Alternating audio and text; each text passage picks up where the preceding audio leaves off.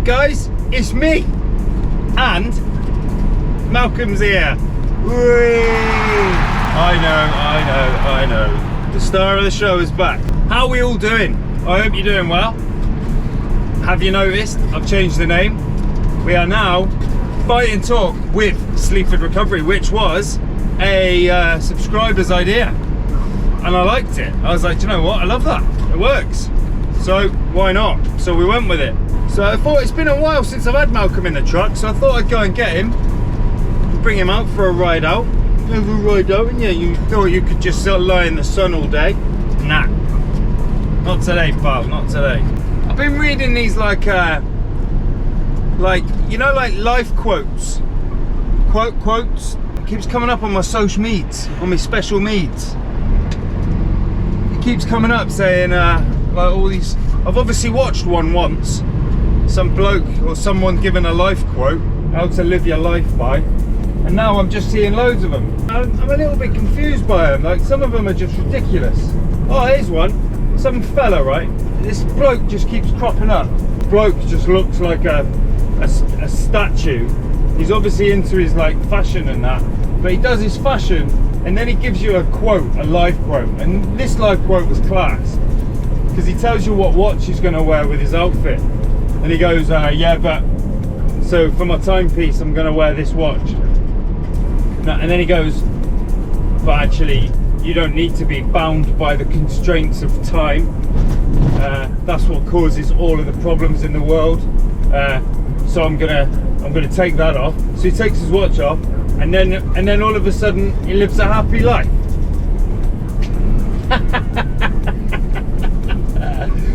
Oh shit!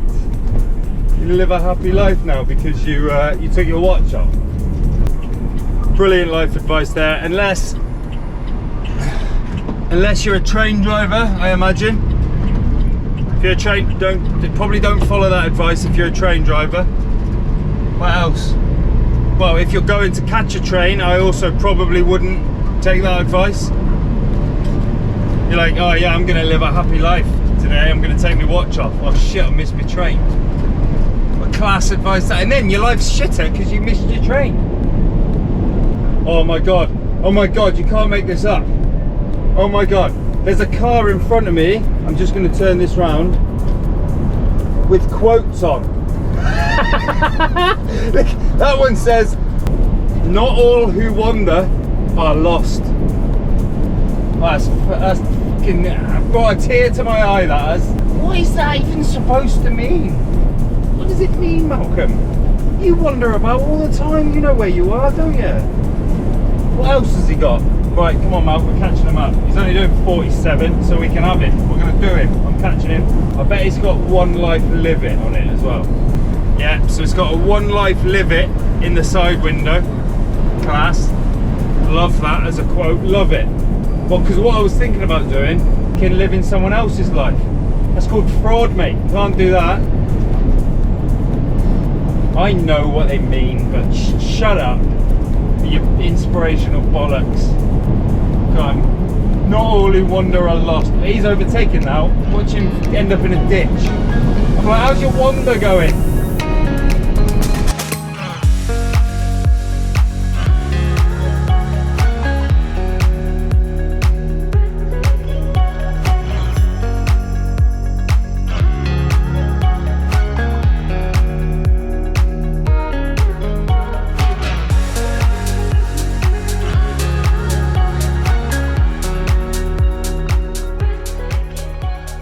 Anyway, what are we doing? We are off to Market Deeping, which is a nice little town. It's great for if you're a biker. In fact, a thing happened to me there. A thing happened. So Lou was at work one night, beautiful night like this on a Wednesday night, and I'm a biker, and I was like, do you know what? I'm going to see where all the bike meets are, and I found out there was a bike meet in Market Deeping. Full class. That's it. It's good little roads as well, so I'm going to just. So I dressed up like a Power Ranger, put my helmet on, and jump on my bike, and off I go. Anyway, I get there, and it's such a big meet that there's like a big one-way system set up to get you in. Anyway, as I ride in, I realise the horrendousness of the mistake I've just made. And it turns out I'd gone into like a Hell's Angel chromosexual Harley meet. Everyone looked like ZZ Top. If you don't know who ZZ Top are, good for you.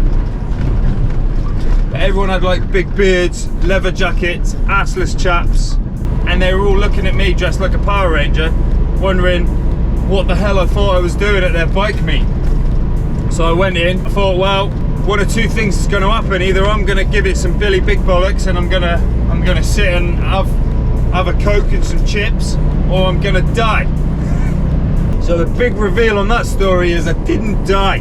I had some chips. I had some chips and I sat there whilst about 95 ZZ Top tribute band blokes stared at me, wondering what the friggin' hell I was doing. So yeah, we're going down to Market Deeping. I got a bit distracted there, didn't I? I ended up telling you about my antics on my motorbike. But anyway, we're going down to Market Deeping. We're picking up a Range Rover P38. Fun fact, Range Rover fans, and I know there's a lot of you on the channel, because I asked you what a Velar meant.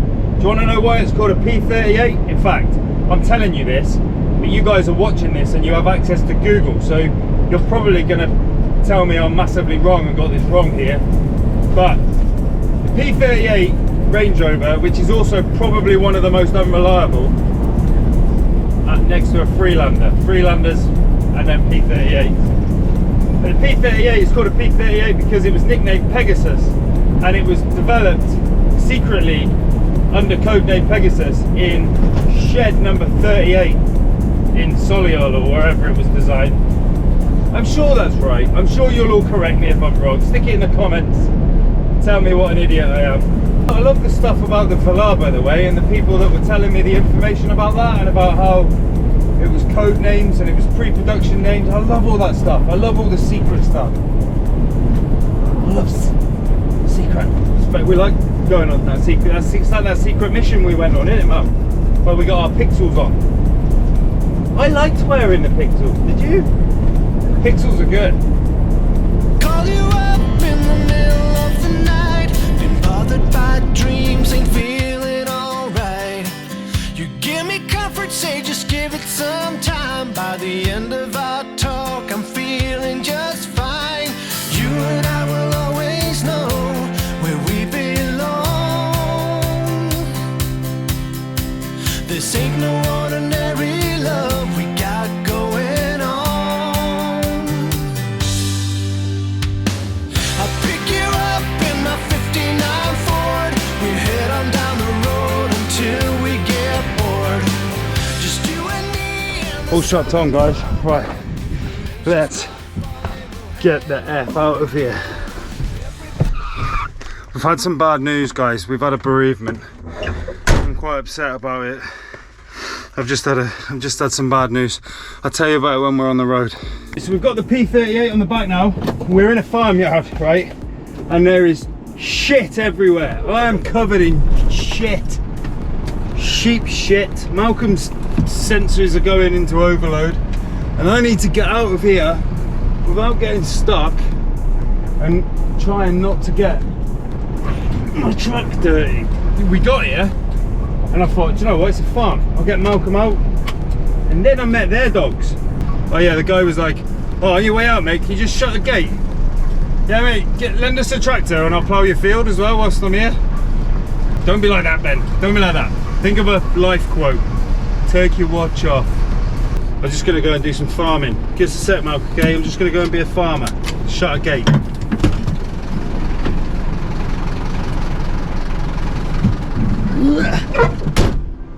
Right, I've just ploughed that field for him. Baled up some. You can tell I know what I'm talking about, can't you? I'm covered in sheep shit, cow shit. Right, sat nav. Let's do some sat navings. 50 minutes. Let's just do it, Malcolm. Come on. I get to that yard and they are not expecting me. They're not expecting me at all. There's a load of farmers who are like, oh, who are you? And I was like, and the next thing is their dogs come out. A Rottweiler and a Husky. So this Rottweiler comes out. Now I'm pretty good with dogs, grown up with dogs. I've obviously got my absolute monster of a dog here that this Rottweiler comes over and I'm thinking, I could feel my heart rate go up. I was like, shit. Because this is like a farm Rottweiler. This isn't like a friendly pet one. This is one that lives on a farm. It ain't gonna be very friendly. Anyway, it comes over and I was like, I'll make a fuss of it. So I was like, good boy, yeah, good boy. And I was like, yeah. And then I noticed it had a pink collar on and I was like, oh my God, I've just assumed this dog's gender. It's a girl dog, bitch. So I was like, good bitch, good dog. Christ. It's just a nightmare nowadays with gender. You just don't know, do you? I mean, anyway, luckily the dog was relatively friendly. However, it then became like my best friend. It was like, well, you've just scratched my ear. You will now rehome me or something. And it wouldn't leave me alone. It was like licking me and biting me and chewing on my leg. As Malcolm's like, come on, you want some, weren't you? Got no fans. Well, so I'm just trying not to be eaten. Anyway, or shot, really. Rural Lincolnshire. Anyway, nice bloke, he was fine. He said he'd keep my number. Listen, I need to tell you about this fatality, we've had an incident. I'm quite upset about it.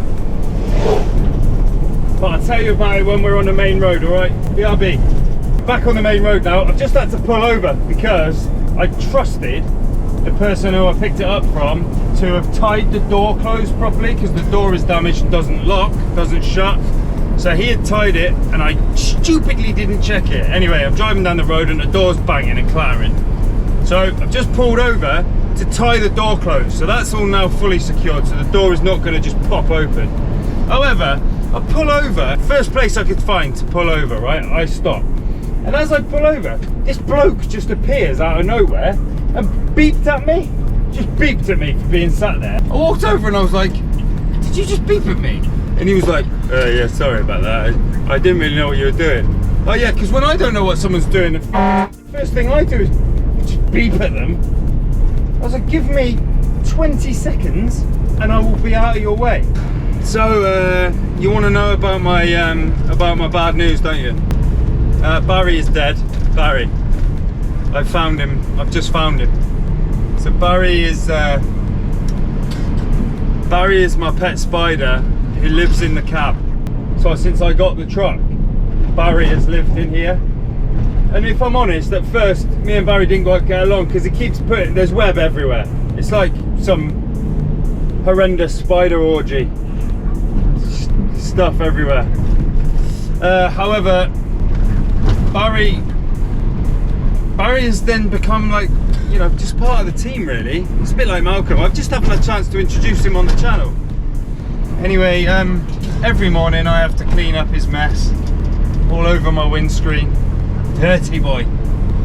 The worst bit about it is Barry's got kids, man. Barry's got like 800 kids. I don't know where they are nowadays. I think they've flown the nest now. They're grown up, all grown up. A bit like my clan.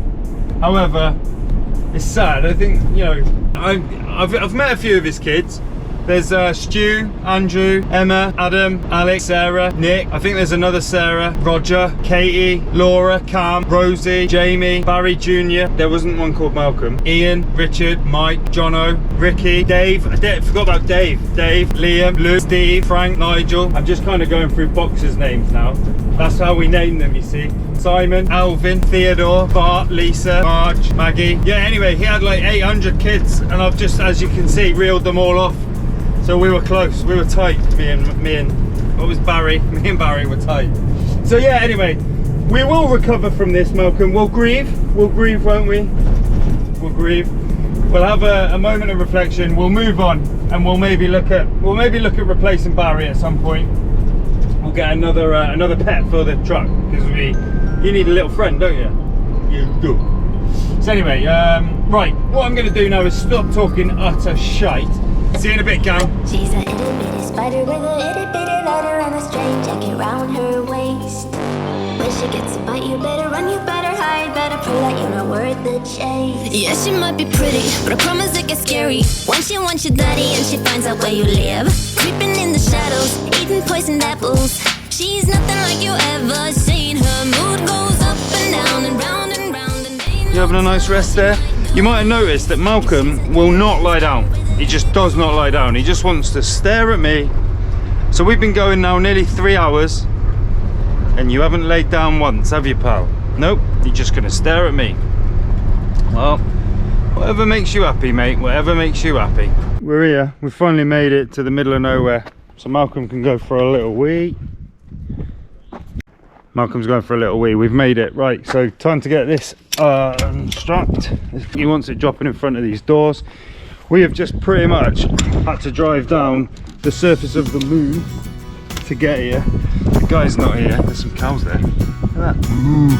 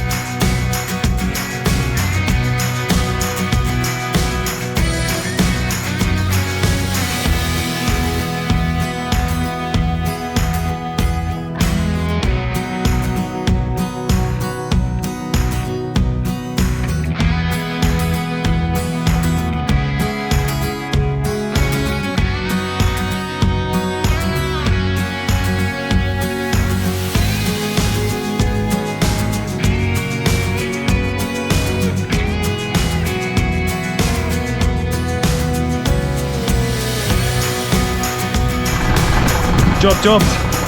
Right, come on, you. Let's go on. Go on then. Right. Now we've got to go back down that road. Oh. Here he is. Here's the little blighter. Right, let's take your vest off. You don't need it now. You don't need it now, mate. Right. PTO is off. Winch is off. Car is fucked, don't care anymore. Right guys, once again you have joined me and Malky, haven't we? We've been Sleaford Recovery with a little bit of fight and talk. We have had some fight and talk, haven't we? And we've done loads. I can't believe that this was the same trip that we were talking about spiritual quotes and life affirming quotes. And remember guys, above all, do not be confined by the restrictions of time on your life. Lose your watch and live, laugh, love. Take care guys, see you on the next one. Stefano, Toby, Olivia, Neve, Ellis, James, Ryan, Kieran, Sharon, Karen, Darren, Jerry, Kerry, Chuck, Berry, Danny, Fanny. How many more is there? There's got to be we've got to have missed at least 400. Don't look before you leave. What you give, you get to keep. So long, farewell, bye-bye. Let's have a toast for those lost old lives.